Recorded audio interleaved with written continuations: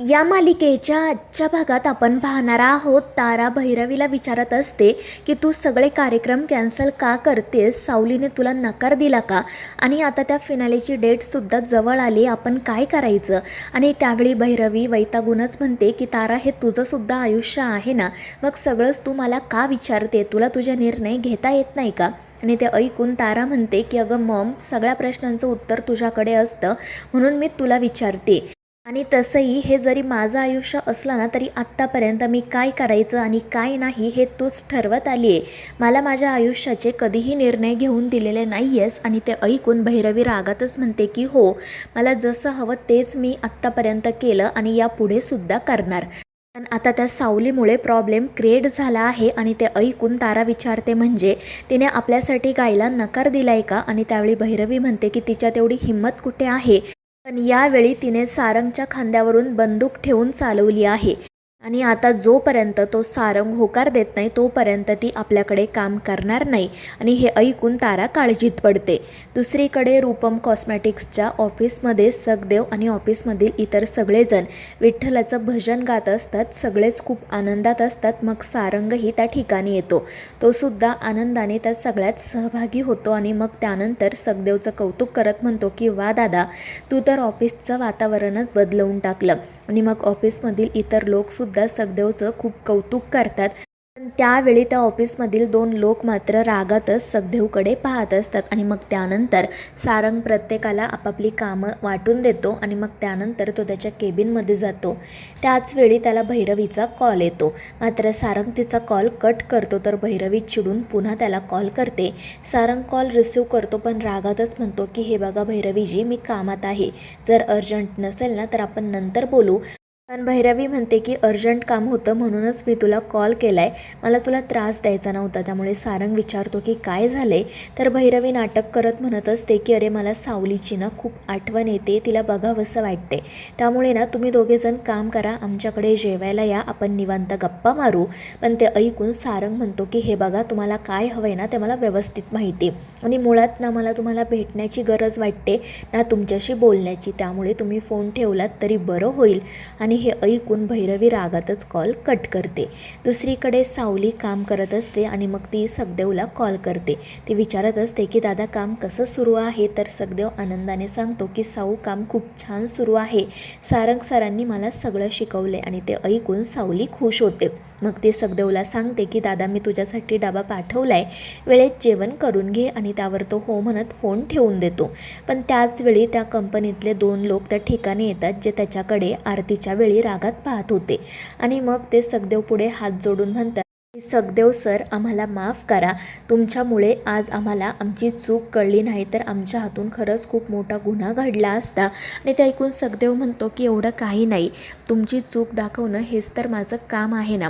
आणि यापुढे तुम्ही काळजी घ्या. आणि त्यावर ते लोकही हो म्हणत तेथून निघून जातात.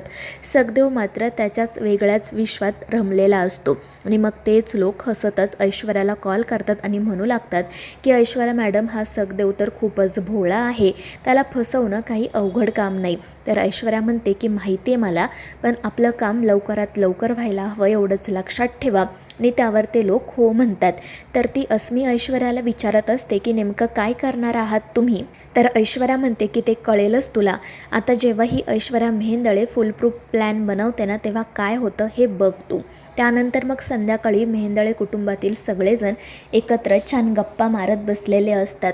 तिलोत्तमा आणि चंद्रकांत त्यांना मुलांच्या लहानपणीच्या आठवणी सांगत असतात. आणि त्यावेळी सगळेजण नीलला चिडवत असतात. आणि मग नील म्हणतो की सारंगने मला सांगितलं होतं की तू फॅन्सी ड्रेस स्पर्धेमध्ये टीचर बनून जा, आणि मग त्यानेच मला साडी नेसायला दिली होती. आणि हे ऐकून सगळ्यांनाच अजून हसू येतं. त्यांच्या ह्या सगळ्या गप्पा गोष्टी सुरू असतात. पण त्याच वेळी नेमकी भैरवी आणि तारा त्या ठिकाणी येतात. आणि त्यांना पाहून सावली घाबरते.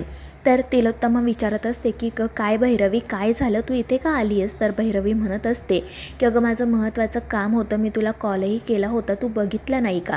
तर तिलोत्तमा म्हणत असते की अगं, मी तुझा मिस कॉल पाहिला, पण आम्ही सगळेजण छान गप्पा मारत बसलो होतो ना, त्यामुळे मग मी तुला पुन्हा कॉल नाही केला. तर तिलोत्तमा म्हणत असते की हो, बरोबरच आहे म्हणा, इतक्या मोठ्या कुटुंबाला सांभाळायचं म्हणजे असा वेळ काढावाच लागत असेल. आणि मग त्यानंतर तिलोत्तमा तिला विचारते की पण तू अचानक इथे का आली आहेस, तुला तुला काही मदत हवी आहे का, काही प्रॉब्लेम झाला आहे का. आणि त्यावेळी भैरवी नाटक करत म्हणत असते की अगं तुला तर माहिती आहे ना, सावली आमच्याकडे खूप दिवसांपासून काम करते आणि आता ना आम्हाला तिची खूप सवय झाली आहे, पण तिने काम करणं बंद केलं आहे, त्यामुळे थोडासा प्रॉब्लेम झाला आहे. आणि हे ऐकून तिलोत्तमा विचारते की का, काय झालं आणि या मुलीने काम करणं का बंद केलं आहे. आणि त्यावेळी भैरवी सांगू लागते की खरं तर सावली नाही तर सारंगनेच तिला काम करण्यासाठी नकार दिला आहे. आणि त्यानंतर ती असंही म्हणते की तिलोत्तमा, आधी तूच सावलीला आमच्याकडे काम करायची परवानगी दिली होतीस ना, मग आता तू प्लीज एकदा तिच्याशी बोल. पण ऐश्वर्यामध्येच म्हणते की हे बघा तुमचा काहीतरी गैरसमज होतोय, मॉमने परवानगी नव्हती दिली तर सारंगने दिली होती. आणि ते ऐकून मग तिलोत्तमा म्हणते की हे बघ भैरवी, घरातली मुख्य म्हणून मी काही निर्णय घेऊ शकते घरातील लोकांसाठी, पण या मुलीला मी माझ्या घरातील सदस्य मानतच नाही, त्यामुळे मी तिच्या बाबतीत कोणताही निर्णय घेणार नाही. आणि हे ऐकून भैरवी गप्प बसते. तर तो राजकुमार सारंगला विचारत असतो की अरे सारंग, काय झालं आहे, म्हणजे आधी तूच तर या सावलीला काम करायची परवानगी दिली होतीस, मग आता असं काय घडले. आणि मग तो सावलीला सुद्धा विचारतो की काय गं, तुला यांच्याकडे काम करायचं नाही आहे का. आणि त्यावेळी तारा मध्येच पडत म्हणते की सारंग, मला नाही माहीत की तू सावलीला नकार का देतोयस. अरे पण तुला माहिती आहे का, माझ्या मॉमचा आणि सावलीचं ना अगदी माईलेकीसारखं नातं आहे, म्हणजे कधी कधी मलाच प्रश्न पडतो की मी तिची मुलगी आहे की सावली. आणि हे ऐकून सारंग म्हणतो की हे बघ तारा, त्या दोघींचं नातं कसं आहे ना मला व्यवस्थित माहिती आहे, आणि जशी तुझी आई सावलीसोबत वागली ना त्यावरून तर हे सिद्धच होतंय की त्या तिला लेक मानत नाही. आणि हे ऐकून भैरवी खाली मान घालते. त्यानंतर मग तिलोत्तमा सारंगशी बोलायला लागते. ती म्हणत असते की सारंग, तुझा हा निर्णय फायनल आहे का. तर सारंग म्हणत असतो हो आई. तर तिलोत्तमा म्हणते की हे बघ नेमकं काय घडले मला माहीत नाही, पण मी तुला इतकं सांगू शकते की भैरवी वाईट नाही आहे. अरे तुला माहीत नसेल म्हणून सांगते, ही मुलगी जेव्हापासून लहान होते ना तेव्हापासून भैरवीने तिला सांभाळले, तिच्या त्या आजारी भावाची सगळी काळजीसुद्धा भैरवीनेच घेतली आहे, आणि तिच्या घरचा सगळा खर्चसुद्धा भैरवीच करते. आणि आता तू तिच्या भावाला चांगली नोकरी दिली आहे, चांगला पगार दिला आहे, त्यामुळे कदाचित त्यांच्या घरी आर्थिक समस्या नसेल, पण म्हणून काही या मुलीला असं नोकरी न करून देणं कितपत योग्य आहे. आधी माहिती तिला गरज होती, पण आता भैरवीला गरज आहे म्हटल्यावर आपण तिच्याशी असं वागून नाही ना चालणार. आणि त्यानंतर मग तारा पुन्हा म्हणू लागते की हो सारंग, आम्हाला खरंच सावलीची ना खूप सवय झाली, ती असल्यावर गाण्यात एक वेगळीच मजा असते, तू प्लीज तिला पुन्हा आमच्याकडे काम करण्याची परवानगी दे. आता जर नवीन मुलगी शोधायची म्हटली तर तिला पुन्हा सगळं काही शिकवावं लागेल, आणि यात खरंच खूप वेळ वाया जाईल. आणि ते ऐकून मग सारंग म्हणतो की ठीक आहे, जर सावलीची इच्छा असेल तर ती काम करेल, पण माझी एक अट आहे, भैरवीजींनी सगळ्यांच्या समोर सावलीची माफी मागायला हवी. आणि हे ऐकून घरातल्यांना मोठा धक्काच बसतो. तर सावली पटकन म्हणू लागते की सारंग सर, या सगळ्याची खरंच काहीच गरज नाही आहे.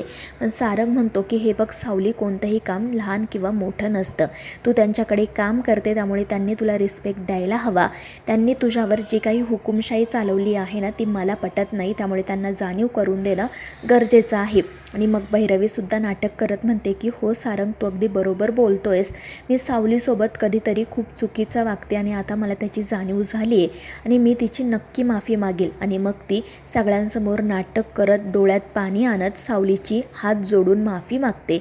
आणि मग त्यानंतर तिला विचारते की सावली, आता तरी तू आमच्यासोबत काम करशील ना गं. आणि त्यावर सावली नाईलाजाने हो म्हणते.